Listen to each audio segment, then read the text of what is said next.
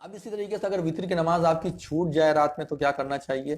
اگر آپ کی وطر کی نماز چھوٹ جائے کسی وجہ سے، فجر کا وقت ہو گیا، تو فجر کی نماز کے بعد جو ہے وطر پڑھ سکتے ہیں۔ من نام عن وطرہ فلیصلی اذا اصبح، جو آدمی وطر کی نماز پڑھنا بھول جائے جب اس کو یاد آئے، یعنی صبح میں، فلیصلی اذا اصبح، جب اس کو یاد آئے صبح کے وقت میں، تو وہ اس کی جو ہے قضا کر دے۔ تو اس سے کیا سمجھ میں آیا کہ وطر کی نماز جو ہے یہ اگر چھوٹ جائے تو آپ صبح میں پڑھ سکتے ہیں، اس میں کوئی حرج کی بات نہیں ہے۔ اسی طریقے سے وطر کی نماز میں آپ قرات کیا کریں گے؟ اگر 3 رکعت کی وطر پڑھ رہے ہیں تو ایسی صورت میں قرات کیا ہے؟ پہلی رکعت میں سبح اسم ربک الاعلی، دوسری رکعت میں قل یا ایھا الکافرون، اور تیسری رکعت میں قل ھو اللہ احد۔ یہ 3 رکعت میں 3 صورتیں نبی صلی اللہ علیہ وسلم سے ثابت ہیں۔ اگر آپ 3 رکعت وطر پڑھتے ہیں تو ایسی صورت میں جو ہے ایک مسئلے پر غور کیجئے۔ اگر آپ 5 پڑھ رہے ہیں، 7 پڑھ رہے ہیں تو اس کا ایک الگ مسئلہ ہے، 1 رکعت پڑھ رہے ہیں تو کوئی مسئلہ ہی نہیں ہے۔ آپ کھڑے ہوئیے، اللہ اکبر کہیے اور ہاتھ باندھ لیجئے، اور 1 رکعت جیسے ہی پوری ہو سلام پھیر دیجیے، یہ آپ کی 1 رکعت وطر ہو گئی۔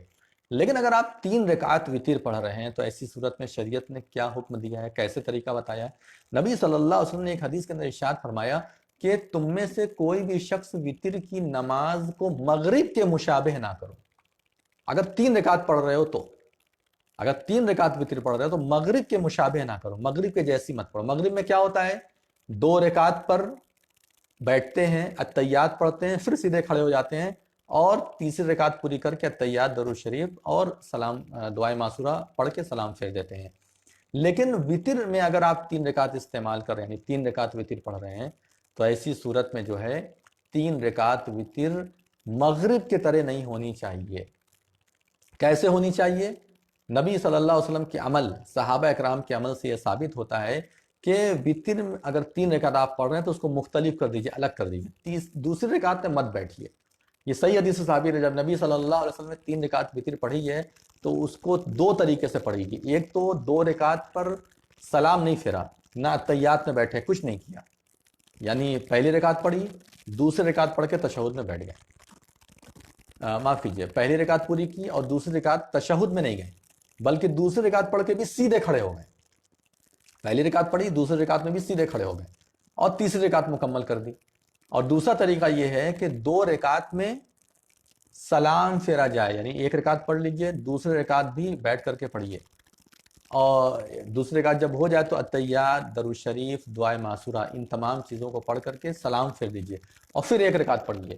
یہ 3 رکعت وطر پڑھنے کا 2 طریقہ احادیث سے ثابت ہے، اس کے علاوہ کوئی طریقہ بھی 3 رکعت وطر پڑھنے کا ثابت نہیں۔ سلف صالحین اور جتنے بھی ائمہ اکرام تھے پرانے وقت کے، سب لوگوں نے 3 رکعت وطر اگر پڑھی ہے تو اس پر یہی اہتمام کیا ہے۔ آپ کی مرضی ہے کہ آپ 2 رکعت پہ سلام پھیر کر کے 1 رکعت الگ پڑھیے، اور چاہے آپ جو ہے تینوں ایک ساتھ پڑھیے، یعنی پہلی رکعت پڑھ لیجئے، دوسری رکعت مکمل کر کے پھر سیدھے کھڑے ہو جائیے، اور اس کے بعد تیسری رکعت مکمل کر کے سلام پھیر دیجئے۔